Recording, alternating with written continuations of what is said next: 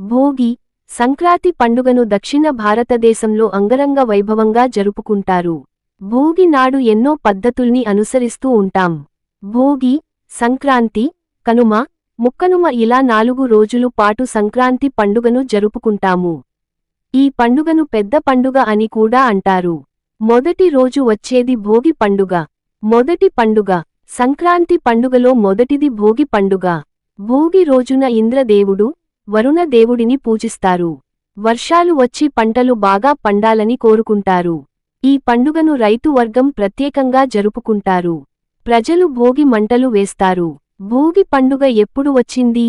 2025లో భోగి పండుగ ఎప్పుడు వచ్చింది అనేది చూస్తే, భోగి పండుగ 2025 జనవరి 13న వచ్చింది.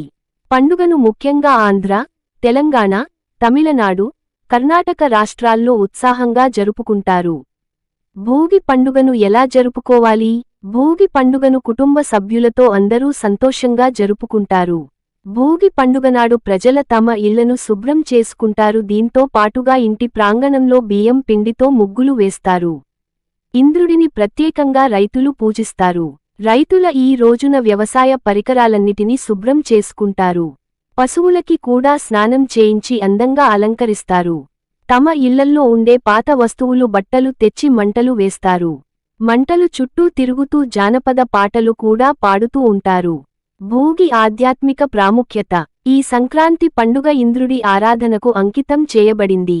రైతులు ఇంద్రుడి అనుగ్రహం పొందడానికి మంచి పంటను కలగాలని కోరుకుంటూ పూర్తి ఆచారాలతో ఇంద్రుడిని ఆరాధిస్తారు. భోగి గురించి ఈ విషయాలు తెలుసా? సూర్యుడు దక్షిణాయన కాలంలో భూమికి దూరంగా ఉండడంతో ఉష్ణోగ్రత తగ్గుతుంది. చలి తీవ్రంగా పెరుగుతుంది. అందుకని చల్లని వాతావరణాన్ని తట్టుకోవడానికి, ఈ బాధల నుంచి తప్పించుకోవడానికి దక్షిణాయనంలో పడిన కష్టాలు బాధల్ని తట్టుకున్నందుకు వస్తున్న ఉత్తరాయణ కాలంలో సుఖసంతోషాలు కలగాలని ఈ భోగి మంటలను వేయడం జరుగుతుంది. అలాగే పురాణాల ప్రకారం రంగనాథ స్వామిలో గోదాదేవి లీనమై భోగాన్ని పొందాలని, అందుకు సంకేతంగా భోగి పండుగ ఆచరణలోకి వచ్చినట్లు పలువురు చెప్తూ ఉంటారు. ఇంద్రుడి పొగరుని అణిచివేస్తూ గోవర్ధన పర్వతం ఎత్తిన నాడు కూడా భోగి రోజు అని అంటూ ఉంటారు. ఈశ్వరుడు నందిని రైతుల కోసం భూమిపైకి ఈరోజు పంపించారని, అందుకని భోగి పండుగ చేసుకోవాలని ఇంకొందరు అంటూ ఉంటారు. భోగి మంటలు.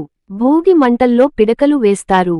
అలాగే మేడి, మామిడి లాంటి ఔషధ చెట్ల కలప కూడా వేస్తూ ఉంటారు. నెయ్యిని కూడా వేస్తూ ఉంటారు. ఆవు నెయ్యి, ఆవు పిడకలని వేస్తే శక్తివంతమైన గాలి దాని నుంచి విడుదలవుతుంది. అగ్నిదేవుడిని ఆరాధించడం, వాయుదేవుని గౌరవించడం కూడా భోగిమంటల ద్వారా జరుగుతుందని అంటారు. భోగి పళ్ళు, బొమ్మల కొలువు. చిన్న పిల్లలకు భోగి పండ్లు పోస్తారు. అలాగే చాలామంది ఇళ్లలో బొమ్మల కొలువు కూడా పెడుతూ ఉంటారు. సాయంత్రం పూట బొమ్మల కొలువు, భోగి పండ్లు పోయడం వంటివి చేసి పేరంటం పెట్టి వాయనం ఇస్తూ ఉంటారు. ఈ వీడియో మీకు నచ్చినట్లయితే లైక్ చేసి, షేర్ చేసి, కామెంట్ చేయగలరు. జై శ్రీరామ్.